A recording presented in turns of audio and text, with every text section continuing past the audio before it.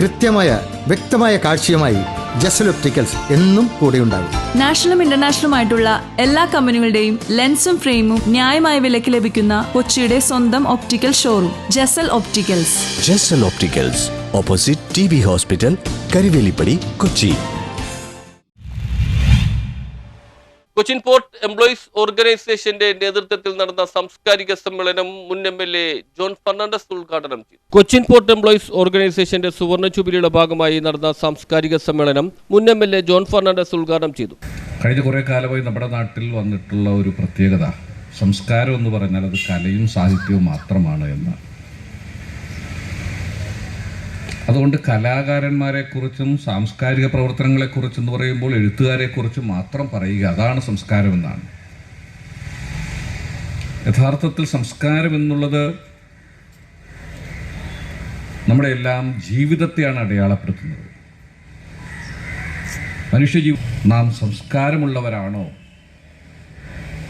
നാം സംസ്കാര സമ്പന്നരാണോ എന്ന്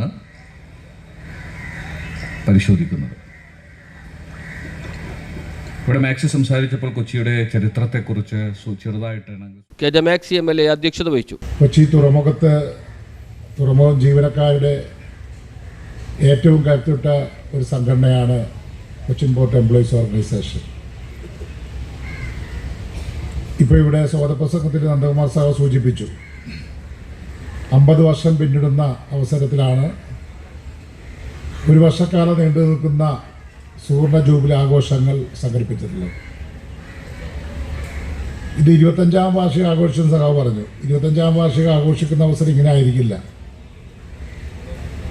നമുക്ക് പറയാൻ പറ്റാത്ത ഇതിലുള്ള വലിയ സംഖ്യം ആൾക്കാർ കൊച്ചി തുറമുഖത്ത് അന്ന് വർക്ക് ചെയ്യുന്നുണ്ട്.